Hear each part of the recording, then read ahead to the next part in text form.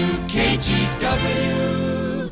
The different generations that I'm considering is when I first started listening. I don't even remember who was in middays before you. Was that Dan Foley or somebody, or I can't remember now. No, it was and I never met him. And Bill Blizzard, Oh, that sounds familiar. I can't remember. I never met the guy. All right. But there was a problem, some sort of a problem. And after he came to KGW, as I understood, he decided he would rather do production. Oh, okay. And he didn't want to be on the air. Now, KGW had Gordy Miller. Let's talk about. They Gordy. don't, I will, but they don't need somebody else in production when Yeah, they've exactly. got Gordy Miller. Yeah. And this fellow in middays was insistent, and they gave him an ultimate. I mean, it was really hard to lose your job at KGW. Yeah. They did not cut people loose unless you almost had to like commit a felony. But he was insistent. He didn't want to be on the air. He wanted to do production, and they said it's not going to happen. So he left, and all of a sudden it was open. Yeah. And Well, the one job opening that gave me the part-time one, according to my understanding, it might have almost been a felony. I think, we would go down to Ron Sato, the business manager at the time, and I got to do a giveaway. I'm giving away $1,000. All right, sign here. All right, It gives you $1,000 in cash. that's right. They just handed And it of out course- to us. Yeah. Of course, I didn't know Ron's sense of humor at the time, but it was, if you don't account for all of it, I'm going to come and get you. That kind of stuff. But apparently the guy that was doing this thing before me, and his name is gone, I can't remember it, he couldn't account for some money or something. I remember that. I remember him. And I believe that also he was trying to date every girl he pulled over. I remember him. So that created my part-time job. Yeah. But He you was. gotta really screw up like that. I remember he rolled into town when he first came to the station, and I saw his car in the parking lot, and his license plate said #1 DJ. Okay. I said, I knew we had a problem. Yeah. His ego goes before him. Oh my gosh, that was not KGW. Well, that I kind won't of mention his attitude. name. I don't remember it. I don't remember it either. It doesn't matter. Okay, let's talk a little bit about Gordy Miller. Yeah. What a production guy. What a guy. I got trained a lot by two people. First, Tom Michaels, who former Kissing guy and was Good at friend of KPM, mine. Yeah. started teaching me voice work production. And I kind of got the advanced level when I went over to KGW because y'all had a 4-track Yeah, big time. and a big board that worked. Yeah, we did. Gordy took me under his wing in a lot of that area too. Talk about your time with Gordy. Gordy and I, Gordy was the one person on the staff that I socialized with outside the station. I was never like in that group of people who would Always go out together. go out and have Huber's Spanish coffees together. I wasn't into that. I wasn't into any of that. And so as a result, I didn't spend a lot of time with many people at the station other than work time. And but Gordy and I spent a lot of time together. And he and his wife and Barb and I would have dinner and go to movies and do stuff like that. Gordy was big into movies. Yeah, did you go to the movies at his house? Yes, I did. Yes. Of course, he had his own theater there. I certainly did. And he was one of the truly nicest people. We had a lot of nice people there, but he was one of the just a solid citizen. He was a good guy and incredibly talented and very calm. Did you ever see Gordy really mad? Only in private between us, he'd share frustrations because we got close. But no, not generally. He was a pretty focused guy. I remember when he was gaining a lot of weight, and he started swimming, and he would swim every day. He would then go you out go- to the rec center and And then you go, where's Gordy? Gordy's swimming. He's standing sideways. I can't see him. But boy, did it work. Yeah, He sure took did. off so much weight, and he kept it off. Yeah. But I remember how he stayed so focused on that, and when he was really dedicated, he would swim lap after lap after lap, and but he was so talented He really, I remember, he would not send anything down the line that wasn't perfect or as good as it could be. Yeah. If there was a fumble, a bump, if there was anything wrong with a spot, we'd redo it. Yeah. Exactly. Because he would not, nothing went out of his production room that wasn't up to our standards, and our standards were so high. They were very high. And that's what he was like. But he also had fun. I remember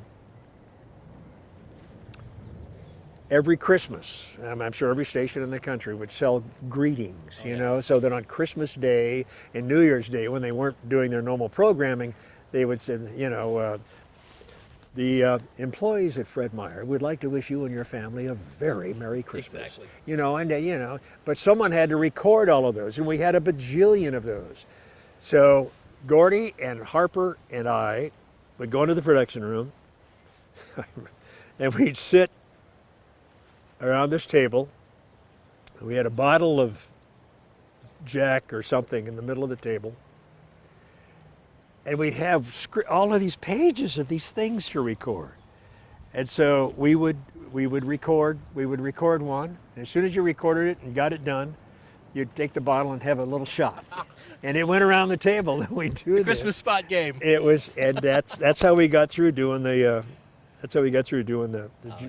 the greetings. I just thought the world of Gordy.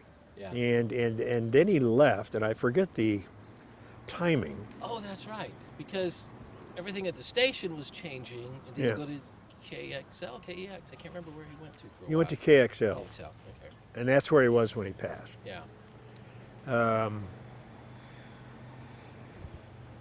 Yeah, he was a wonderful guy. Well, yeah. I owe him for my Portland voiceover career. He got Fred Meyer for me, Did he? and I did pretty well during the Fred Meyer. Well, days. that's great. Yeah. When Michaels passed away, Yeah. you You know, know, we've lost a lot of people, and one of the reasons I wanted to do this, is because I think it was, of all people, I think it was Dave Rogaway who was talking about how many of the Kissin' Jocks are gone. sure. And I was looking at some documentaries, thinking we have a story to tell, and most of us are still here, and so that kind of was a catalyst for this. And I got to get it finished here sometime. You do, next because year. we're dropping. I really become alarmed, even this last year, how many people, Yeah. who aren't that old. I mean, Tom Parker was 65, Just a few years older. Than me. Yeah. something like that, 65. I met you when I was 22. You were 22 when you met me When I started working there, I think it was 22, somewhere right around there. Maybe at 22. KGW. I'm 60 and I'm going to be 61.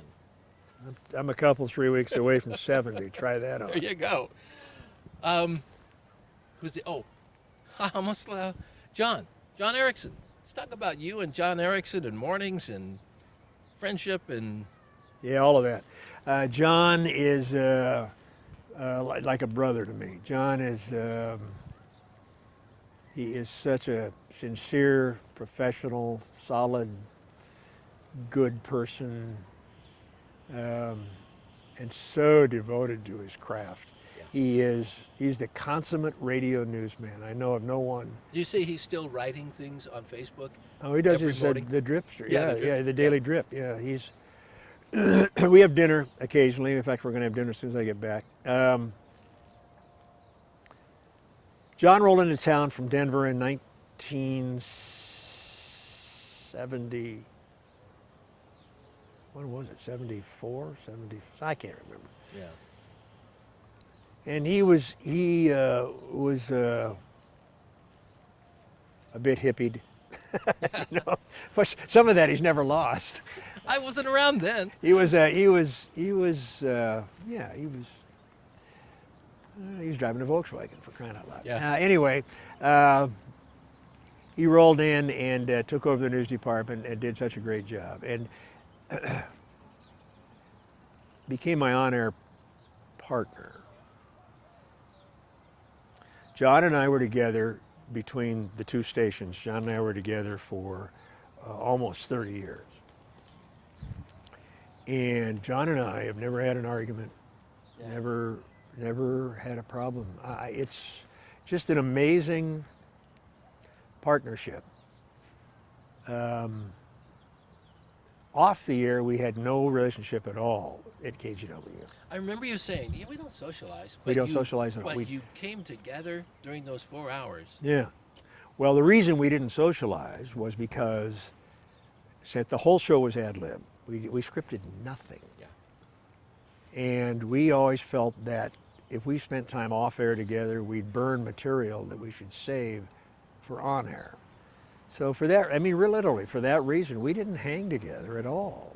We had one dinner at each other's house in those Yeah. 10 years at KGW. I learned a little of that from you because I've always remembered that you had said that was one of the reasons.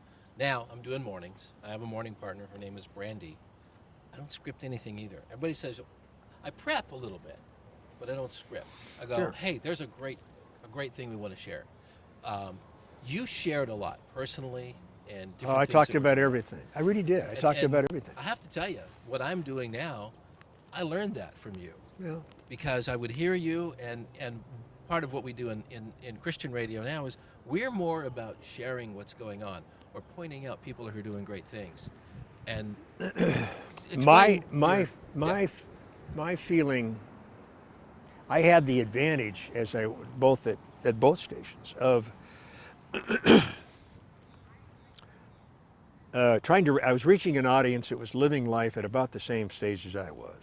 yeah, I mean, we were at KGW. We were a lot of young people, starting out, young kids in the house, going through grade school, going through music lessons, going through sports, going through all of the things that families generally go through.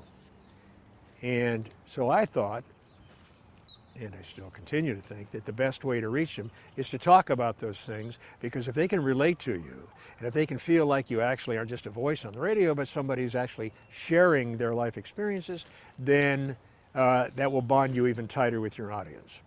And plus, I didn't know how else to do my show. That was just a natural way for me to do it. Yeah. So when I was coaching sports with my kids, or when we were going through the birth of our kids, or our graduations, or our kids' weddings later on, I talked a lot about that stuff, and people really could relate. yeah, And I did it literally like I'm doing it with you right now. I would just talk about it. We would find humor in a lot of things and do that, but I didn't read anything. I didn't script anything. It was like a one-way conversation, a dialogue with one person talking. Behind the scenes here, you see my two daughters. I see them, Adult yeah. daughters now. They weren't here when you were younger. Not back in the day. Their teachers Really? would say, "Oh, so Oh, I thought you said heard-" their teachers. No, I thought you were no, going to they're stop not there. teachers. But Really? when they were in school, Yes. their teachers would say things like, "Well, I heard you did this today," or "I heard." Oh, did yeah. your kids ever? Did they get some of that? Well, sure. And our daughter, I think, thought it was just fantastic. She reveled in it a bit. Our son, on the other hand, did not want anything to do with it. He really didn't. Yeah. And except the occasional concert ticket that he wanted to see. Yeah, But right. other than that, he was really like, I didn't want much to do with what I did for a living. Yeah. Mine are sort of okay with it, unless I embarrass see the face. Sort of okay. Sort of, with there's it, sort of so, being the yeah. key word there, yeah.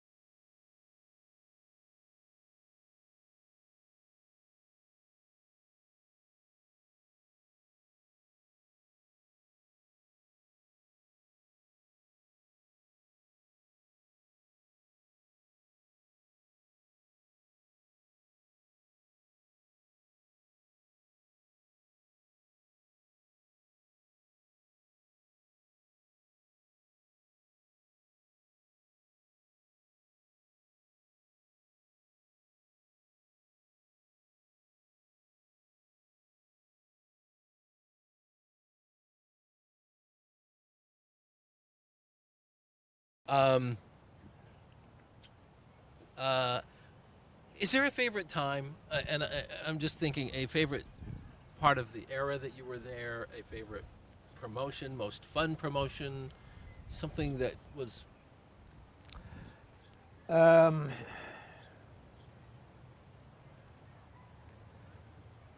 not, no, the whole thing. I only say that because the whole thing was really, Yeah, until the end. Until the end, it was really. I mean, I felt so good about what we did on the air. I yeah, felt good about what the station did off the air. I think the promotions. I mean, when we drew like what was it, 200,000 or 300,000 people to Neighbor Fair. yes. I mean, what an amazing, amazing thing that was. Several years in a row, and 4th of July. 4th of July in Vancouver on the bicentennial, the first one was. I mean, how many people were there? I don't remember that. People didn't get out of there till 4 in the morning just Yeah. because of the traffic. It Yeah. was. And who was there with us? Carol Channing.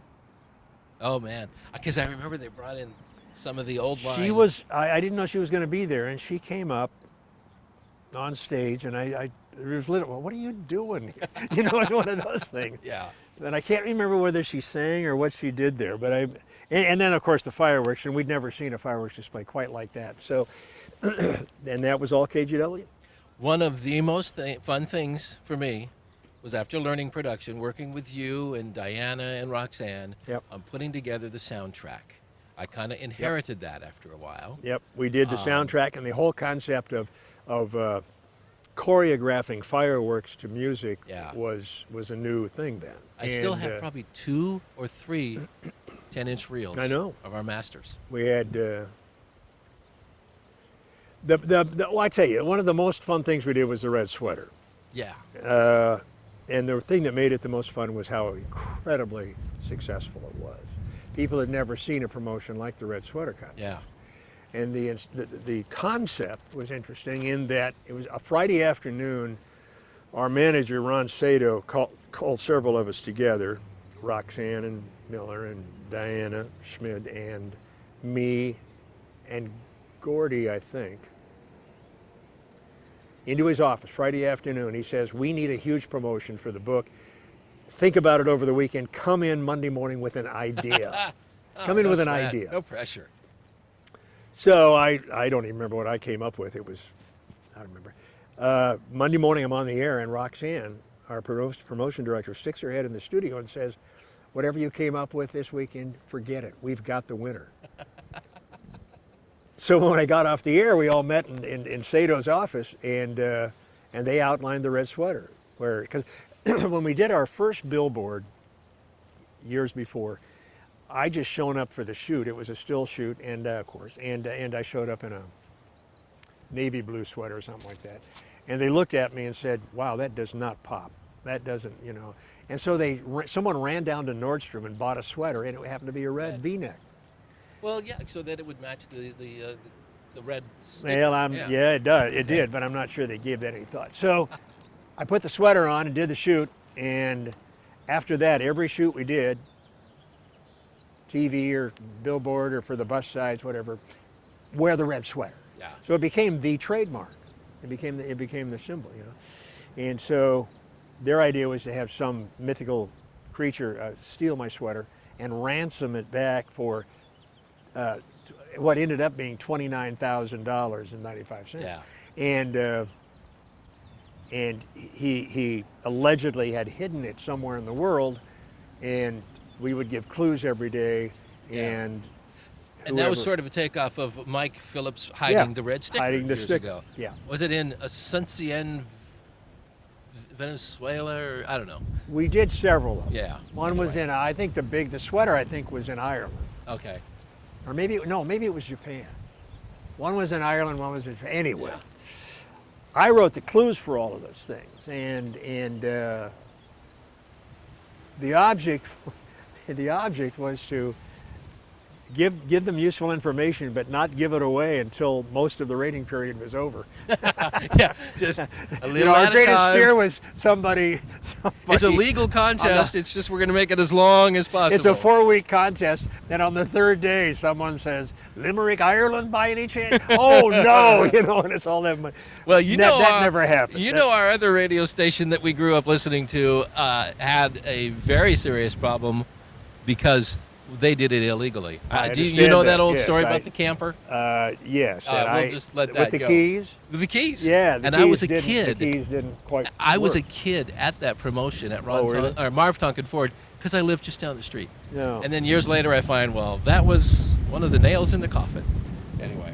Yeah, it was. No, everything was absolutely on the up and up, and that whole thing was. I just loved the success of it all. Yeah, it was fantastic. It's going to get all windy. I guess I'm going to close this up for now. I probably have a million other questions. Well, I'll ask them. But you know, We getting any wind in the audio? I'm sorry, is it sound windy? Just a little? Okay. One of the things I'd like to Turn do, around. I have to get up to Portland. Get my mic out of the wind. Yeah. I have to get up to Portland sometime in the next 6 months. I'd love to have you and John too together.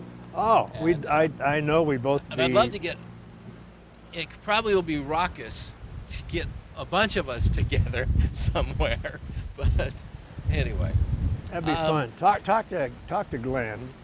yeah. I think he. I don't know. Every time I see Glenn, he's in a good place. So Okay, good. He wasn't last May. Dave Hood lives up the gorge. Yeah. John Williams works with him quite a bit. Yeah. And I need to Oh, get they do Dave. the You know who I really can't get a hold of? who? Who was my best friend? Donovan. I had dinner at his house. And when did we have dinner at Dono's house? Donovan. Yeah, Yeah. we had Donovan and well, we had Roxanne, Diana, Cindy, Oh yeah. and me at Dono's at their house. I love. And Dono to- did the cooking. Yeah, he's been doing that for a long time. He's been really good. I would love to get a bunch of us together in a room where everybody's just talking, and I can shoot 3 or 4 GoPros. He won't talk much, Donovan. I don't know what his deal is. I don't know don't what. either. They're both. They got health problems. Yeah, I have friends who go on Facebook with me, and the guy. I mean, they just watched him on TV. In fact, this happened a few months back. Hey, Donovan doesn't look so good. He just did the weather. It seems like he's slurring his words. Lots of times I try to call him and he won't call back. And I called him that night. It was like 11:35. He answered, and he sounded horrible. He said, "Well, I just got out of the hospital, and I had a clot, a blood clot. Oh, really? And what's the stomach issue? Some stomach issue." He sounded. What was Donovan's? Where's Donovan? You can come up. What Yeah. was Donovan's back? Was it a back problem or what was it? Yeah. I mean,